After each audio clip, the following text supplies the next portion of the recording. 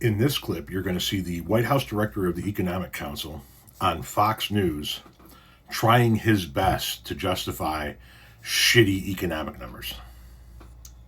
That we bring in Kevin Hassett, Director of the White House National Economic Council. Kevin, good to see you. Thank you very much for joining us. I want to start with that last number that we just heard from Grady Trimble that says that year-to-date job cuts show an increase of 54%.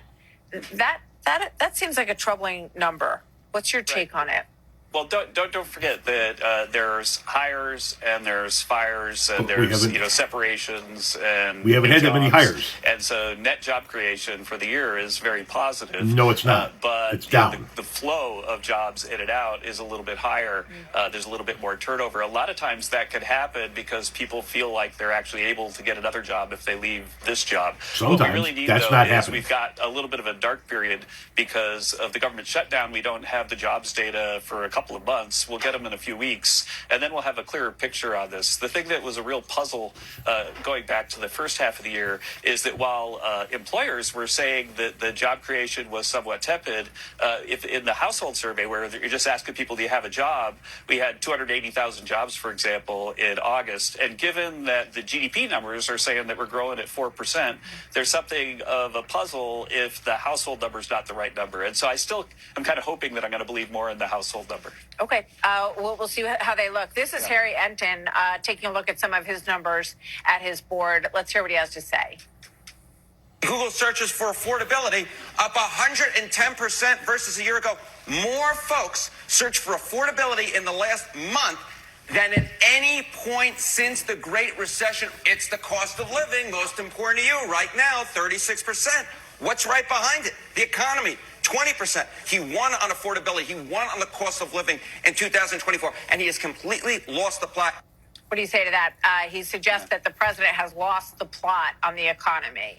No, he absolutely is not. And, the president has talked about the affordability hoax. And I want to talk about what he means when he says that. The fact is that inflation went up almost to 10% 1 year with Joe Biden, over 20%, as you know, over the 4 years. And right now, the inflation rate is running maybe at about a 2.5% rate.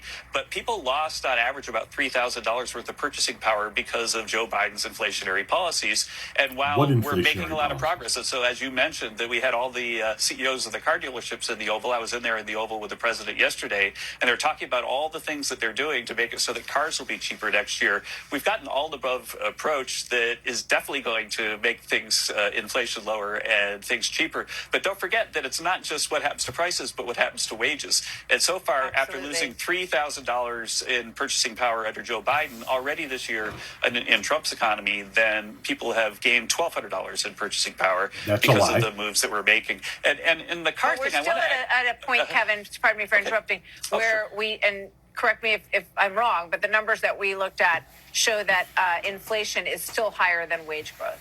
Is that true? Correct. No, wage growth is higher than inflation now. No, it's not. I'll send you an email, or come on next time and show you the chart. Inflation is at 2.9%? Real wage growth is $1,200 over the year. Okay, we'll be happy to take a look at that.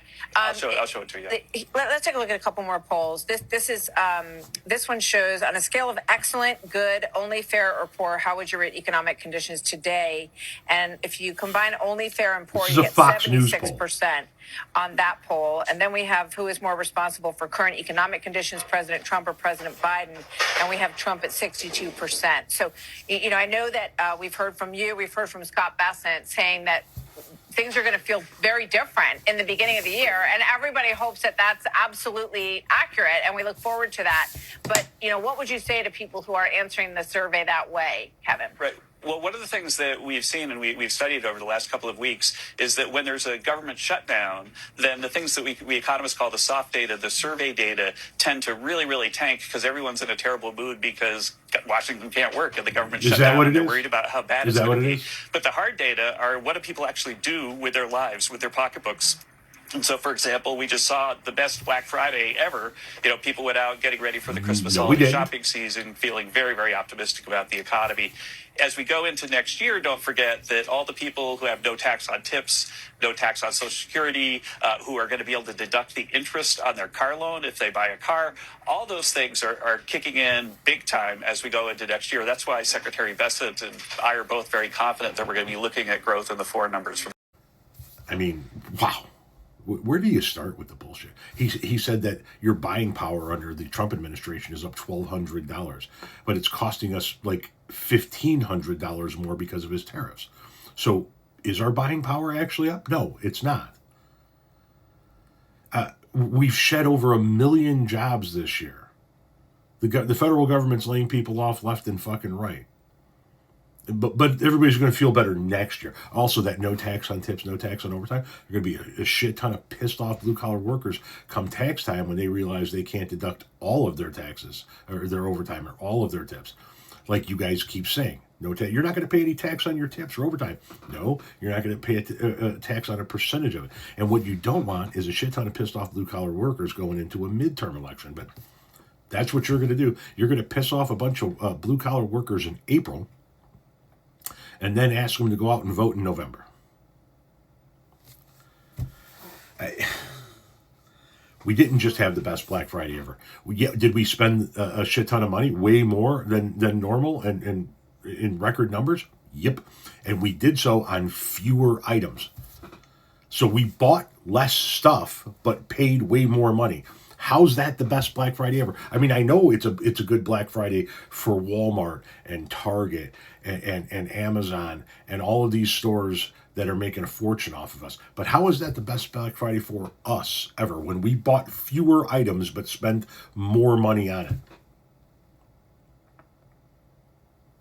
And boys and girls, that's Fox News laying it out for him.